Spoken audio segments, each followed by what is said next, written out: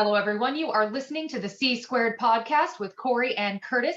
We are here today with Mr. Joseph Izayea, solo artist, but collaborator extraordinaire who just released a new album. And we are super excited to be talking to him today. Before we get started, though, I do just want to say thank you for joining us on the podcast today. Oh, thank you so much for having me.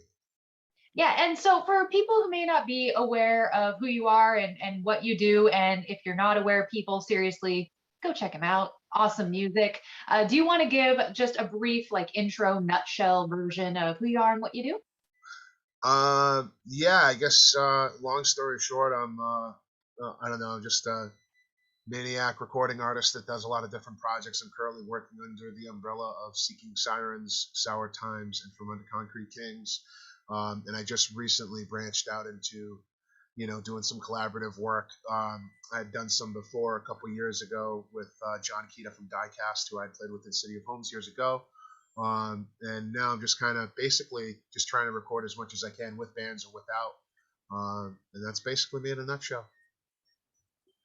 Awesome. And so this album that you just put out. Hi, Curtis. I was trying to get Corey's attention. Oh, for what? I wanted to do a quick follow-up. Oh, you did? Well, it's like if you don't talk, it doesn't switch to your face on my camera. Okay, sorry. But I wanted to just quickly ask Joseph why he did the new album under his own name instead of Seeking Sirens or the other bands that he was involved with. Well, the other bands all had, they all have their own counterparts. For instance, Sour Times, my counterpart to that is Ben Regal, who's an amazing guitarist, amazing engineer, and a tattoo artist of serious renown, especially in the Northeast of the United States. And he wasn't directly involved in this project. And then the same thing with From Under Concrete Kings. Josh Previty is my counterpart there. He does a line share of the the writing for From Under Concrete Kings, and I did involve him in in this collaborative record. But it was kind of the same thing. Like it wasn't he didn't really take part in writing anything except for an instrumental or two for me and producing some bass. And then the same thing for Seeking Sirens. Kevin Wilson is my counterpart for that band. Amazing guitarist, amazing songwriter, amazing engineer. Guy's basically, I kind of hate him because he's good at everything he does without trying. He's one of those types. But same thing. It wasn't really. I didn't really bring anybody in the band in terms of like a full partnership. This was a solo endeavor. I really didn't want to do it under my own name. And the album title was cool, but I don't know if I wanted to use it as like an artist title or whatever. So I figured I'd just run it under my own umbrella, if that makes any sense. Yeah, 100%. Okay, that's all I wanted to know. Just curious. Okay. And this album has an absolute just shit ton of collaborators on it. How did you decide who you wanted to approach for each collaboration? Well, it's funny that you ask about that. So I already knew a couple of the artists on the record personally. Chris Daniele, formerly of the Acacia Strain, is a friend of mine. I've worked with him in the studio on a lot of projects over the years since basically 2013. So he was the first one that I had asked about it because I'd already known him. And I was like, hey man, I'm gonna throw together this kind of thing, this record with like a bunch of different artists on it. I'm gonna have everybody write me a song. I know you've been staying busy with music, but that's not really your primary focus. But I know you're still playing, but you're not doing anything like remotely heavy like you used to do back in the Acacia Strain days. So why don't you just for old times and nostalgia, write me like a Smokey Later era Acacia Strain banger. And I got him to do it. He was like, yeah, man, that'd be cool. And he did it. The same thing with Buzz McGrath, One Earth. I played shows with him before. I followed that band for years. They're one of my favorite bands. And while I can't say that Buzz and I have been friends, we've at least friendly acquaintances for many years. So that one was kind of easy. But my list of people that I approach, compared to the people that are on the record, is vastly large, 4 or 5 times as many. I think my list of contacts started out somewhere around 35 or 40 artists. And they were all from bands that either were relevant now that I really liked, or were still active in their bands, but just kind of toiling and lesser than their heyday. For I guess like, some bands that were 10 years ago A-level touring bands were now like C or D, but still plugging away. And also I reached out to a lot of artists from bands that just weren't around anymore that I really liked from years ago. I don't have the list with me, but like, I think I hit up both guitarists of It Dies Today. I think I hit up Most Precious Blood. I hit up a lot of bands that like aren't around anymore, just in the hopes of like, hey, haven't done anything in a while, putting together this thing would be cool. But yeah, it was about 35, 40 people deep for the list, and a lot of them were cold calls. Some of them I had met before, but by and large, it was just like, hey, looked them up on social media and was like, hey, I know you don't know me, but this is what I'm doing. I figured with with the pandemic and everything, people are out of work, whatever, might as well take advantage, kind of thing. And a lot of them didn't respond. Um, but once I got a couple, so like I said, Chris Daniele was the first, and then Chris Norris from Darkest Hour, or formerly of Darkest Hour. He was a cold call, but again, I'd followed him for years, and I listened to his instrumental record that he released some years ago, and I loved it so much that one of the songs in particular, even though it was all instrumental, I wrote lyrics for it and like made a song out of it. And while I was working on some other project in the studio, I tracked as best as I could, got the best mix I could out of one of these songs. It's on my SoundCloud. I think it's called Nothing or something like that. But that was like the linchpin for them. It was like, hey man, I did this thing, wanted to like work together on a track. Like, this is what I did. I mean, I really loved your record, blah, blah, blah. This is cool. But once I got like 2 or 3 guys on board, the rest got a lot easier to like, get a response back and be committed, because I was able to be like, hey, yeah, I've got Chris Daniele, I've got Chris Norris, I've got such and such, I've got these guys confirmed. So, like, do you want to be a part of it? And it's one of those things like, it's a lot more likely to respond to somebody if there's actually something legitimate there, as opposed to just like an idea. Because, I'm sure, random fanboys hit people hands up like that with ideas all the time. I know I've dealt with it. Yep. Yep.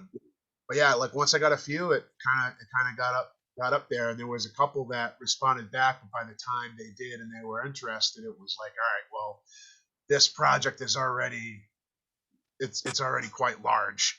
It actually wound up being larger than I had wanted it to be. I was really only setting out to do like about 5 songs, and by the time I got up to like 7, and then like the 8th and 9th response of interest came back, and I was like, I'm gonna have to look into this next time, man. It's too big right now. It's got a lot on my plate, a lot of production costs, et cetera, and so forth. So, but yeah, that's basically how it went down, and it took a while. But like I said, once I got those first few, it was a lot easier to get a response out of people. There's still a lot of that list of like 40 artists is still like 25 that like didn't even respond to me or give me the time of day. So maybe if I decide to do another one of these, I'll follow up with those guys, be like, hey, I cold messaged you a while ago, but this is what I want to put together. Would you be interested in doing another one, kind of thing? And Yep. not that I really had that idea going forward of like doing it again, but I kind of already laid a lot of the groundwork for it. So now it's kind of starting to poke itself around in my head a little bit of like, well, it'd probably be easier to put together now that I got this one done. Yep. But anyway, sorry about the long segue there. That was perfect. We are all about long segues on this podcast. Fair, because I can talk a dog off a meat wagon. You got to stop me sometimes, So the next part of the question comes into that. So how do you actually pitch a well-known person to work with you? You didn't really go into too much detail about it, so let's actually hear how you do it. Well, it was one of those things like I knew that, somebody being a stranger, obviously I knew I was going to have to pay them some money for their time. So with that in mind, I was like, okay, let me like put the offer into my approach.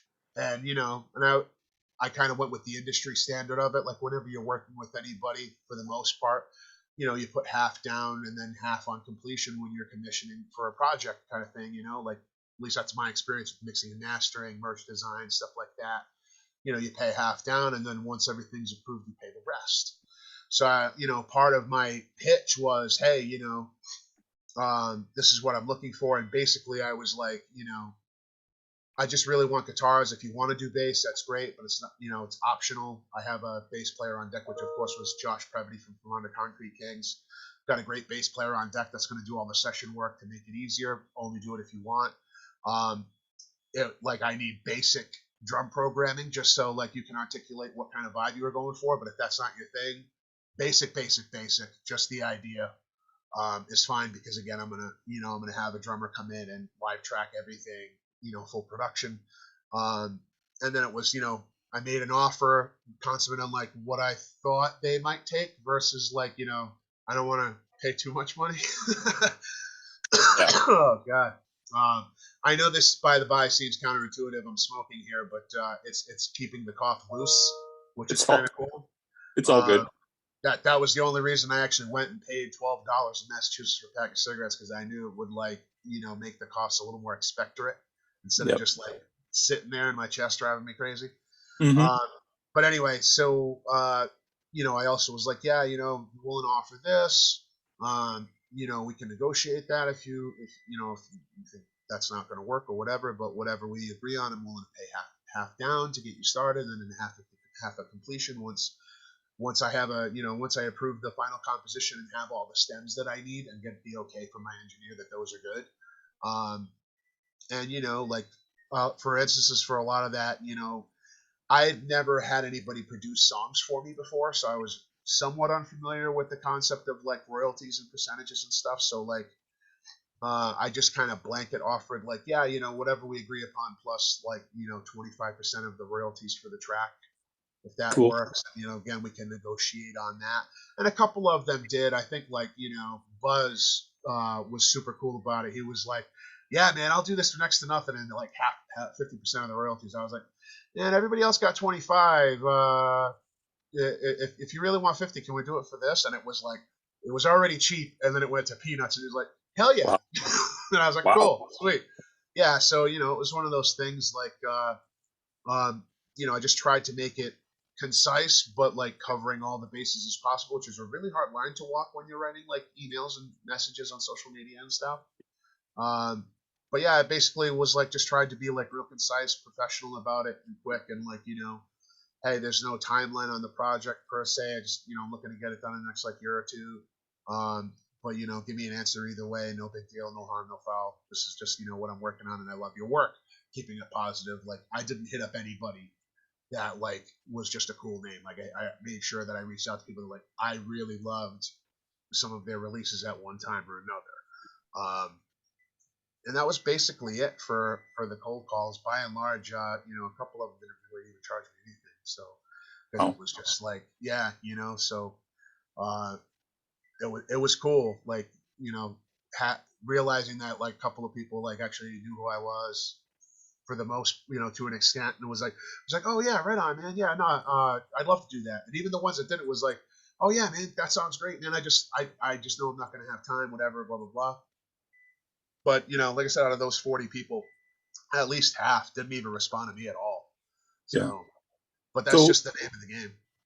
I got two follow-ups to that question. Is A, how did you actually cold call them? Was it like actual on the phone, or were you messaging? Like, how did you actually do it? I didn't call anybody. It was either, I would try social media first. Fair. Which social media is tough, especially Instagram, because if you send a message, it just goes into the request bin. They never see it. Same thing with Facebook. Yeah. So I was always looking for an email address first. Yeah. And then if I couldn't find one, then I would try socials. And then like if I didn't get an answer back after like 4 or 6 weeks or whatever, and they had something that like I could comment on. Yeah. I'd be like, hey, this is an awesome post, but by the by, not to be a pagan, but I sent you a message. It might be in your request box or whatever. If you get a chance, look it over. And that was like the extent of the follow-up for people that didn't answer, because I didn't want to be a bother. You know what I mean? Yeah. So try to find the email first, and then if not that, social media. And then like I'd hit them up on both if they had like a Facebook and Instagram. Hit them up on both, but only follow up on one. And then if I still didn't hear anything back, that was it. Just cut it off, because I ain't got time to chase people either. Yeah. No, I get it. So next question is, what, if you're willing to say, what kind of budget should be set aside on this? If you're going to, you had a lot, but just on average, like let's just say you're doing like 1 or 2 people, what would you, if you're willing? I won't say Okay. what I paid because there was a lot more production into this besides just commissioning the artist, as Fair. you're aware. Yeah. You know, so I will say that if somebody was going out trying to do this on their own, you know, you've kind of got to put your money where your mouth is. Yeah. So, you know, if it's something that you seriously want to do and that you're serious about doing, you like probably shouldn't offer somebody that's in a signed band like $500. Mhm. Like, you know, like that sounds like a lot of money to you, but to them it's kind of a slap in the mouth. Yeah. So I will say that much, like, you know, be prepared to go into 4 figures to Yeah. get somebody to write a song for you, because that's what they're worth. You know, it might not seem that way to you from where you're standing, but that's just the fact of the matter. So, you know, it's one of those things like, you know, that again, like I said, for me, you know, I made a solid offer, Yep. but I also left room for like, hey, you know, if this doesn't work for you, I can go up. I'd prefer not to, obviously, haha, you know, like make light of it, but you know, like I'm committed to doing the project, and if you know if we need to work on a, you know, figure out a price that works for you, then that's what we do, you know. But yeah, so I won't say exactly what I spent or what one would expect to spend. Mm-hmm. Just, you know, whatever you might imagine it to be, assume it's going to be at least twice that. That's good info. That is very good. Yeah, like, you know, just whatever you would think it would be, like your most reasoned, logical, thought out guess. You're like, yeah, assume it's going to be double that, and then maybe make your offer in between. You know, in between what you thought, what the double is, and then somewhere in the middle, and then, you know, work from there. Yeah, that makes sense. And it's all fluid too. Like, so another thing, like what I paid kind of doesn't really matter because, you know, I hit up a lot of these guys during the pandemic when you know, there was no tours, there were no shows. Yeah. So, you know, I got to capitalize on the fact that, like, you know, some of these guys aren't working right now. So, hey, you know, money's money. You know what I mean? I'm sitting at home anyway, right? You know, so what I paid might have been more had it been a different year or like not during the pandemic or whatever. Yeah. Like I said, there's no way to know, you know, so, and how busy people are too, you know, like if people technically have time where they can make the time, they're not going to do that if your offer's too low or if you're not willing to pay them for that time. You know what I mean? Like, so it's very up in the air, you know, and I'm sorry I can't give you a more concrete thing than that. That's perfect.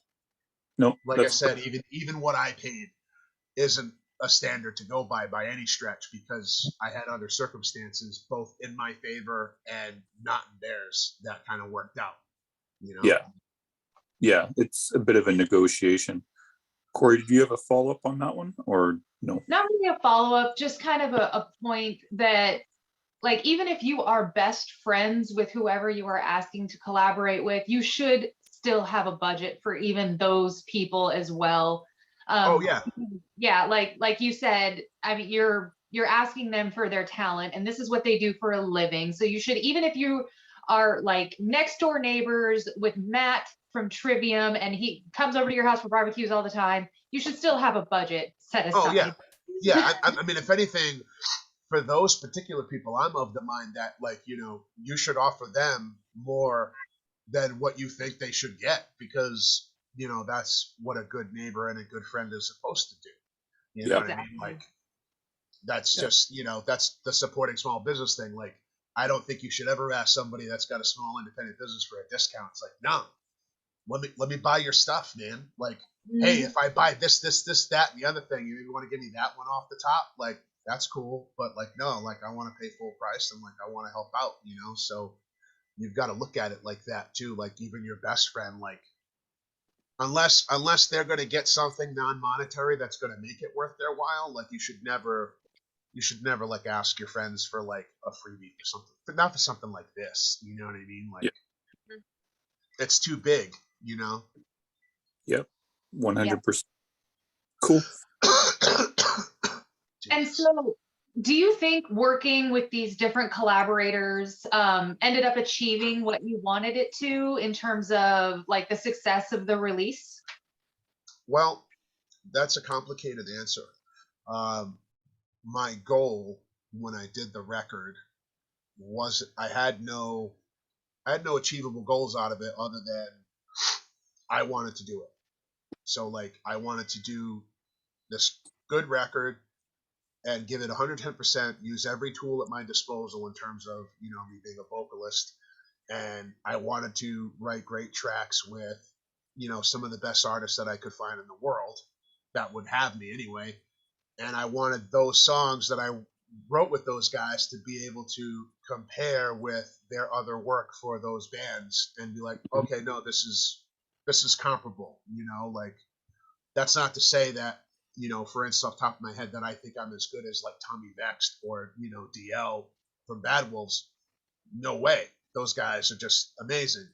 But the song I did, like I made sure that it went toe to toe. Like it could be counted amongst that stuff and be like, oh yeah, this is a good track. This is what I would expect from these guys. If there was anything that would be lackluster compared to the others, it would be the vocals, which is fine. So that was really the goal of it all, was just to kind of like put together this record and have it be good and have a lot of different styles on it. Like I kind of wanted to get, I don't know, somebody was telling me the other day, it's like a metalcore odyssey, like I kind of got every little subgenre of, metalcore kind of roped into one disc, which is really cool. That was kind of the only thing I was looking to do. But on the other hand, like, it's amazing because I didn't really try much. Like I obviously wanted to do some PR and like, see what it would get, but I didn't expect it would get as much publicity as it has gotten. I didn't expect it would have gotten it as much traction as it has. Again, like I said, because that wasn't really the goal. So it was a real pleasant surprise. I mean, I can't, I've been at this racket a long time, and I can't tell you how many submissions I've done for like, the big four, whatever, like PRP, Metal Injection, blah, blah, blah, sending press kits, yada, yada. Never got a mention, never got nothing. And then didn't even really try, just kind of let you guys handle it. And I got one. So like, that's cool. But on the other hand too, I was like, yeah, if I don't get one for this one, I got to hang it up because man, I'm just, like what else can you do? Like, so, but yeah, I don't know. Like, as far as my expectations go, it met every expectation that I had by the second I handed you guys masters. Cool. So like everything else after that has been great. Cool. I think that's all we got for questions, isn't it, Corey? It looks like that's everything I have. That was cool. all those. Cool. I do have one final question I do want to ask Joseph about, though. Did you intentionally want to release the date you did because to follow up on the Bad Wolves release, or no? I've never asked you that. No. Okay. I had known that this was going to be completed around the fall of this year, a year ago. Okay. So it was one of those things like the Bad Wolves record hadn't been announced yet that it was coming out in October. Yeah. And actually, when I had it set up, the release date was supposed to be Halloween, but it just didn't pan out that way because I think Freddie, who was doing drums on the record, he had like a double booking or something, ran late for some recording sessions for another thing, and he got started late. So we had to wait then for mixes and masters until after he was done, and that wound up pushing the release date back to Black Friday. I initially wanted to do a Halloween release. And again, this was all kind of planned out December of 2020, before I had even known that, I knew talking to Doc, in our back and forth about collaborating on the track that, I knew that they were working on the new record, but I didn't hear a release date from them, obviously. And, it just kind of worked out that way. It would have been better if I made it for Halloween because I think their record came out on like October 18th or something like that. Something like that, yeah. Yeah, it would have been even better, but hey, it still kind of all worked out. But that wasn't intentional. It was a happy accident which, you Fair. know, I've had so much bad luck in my life. It was about time I got a, it's about time I got a nod, you know, they're like, Mhm. ah, let's cut you a break, you know? Yeah, no, I get it. Okay, well, I think that's it, Joseph. Do you have anything final that you want to say before we end off? No, not particularly. I just, you know, again, thank you guys for having me. You know, I want to have a shout out for all the artists that are, you know, that are on the record, most particularly Chris Daniele, who just, you know, he reamped some guitars, he mixed and mastered the record, and then all the while he like wrote me a smasher for this record. Guy's just a monster.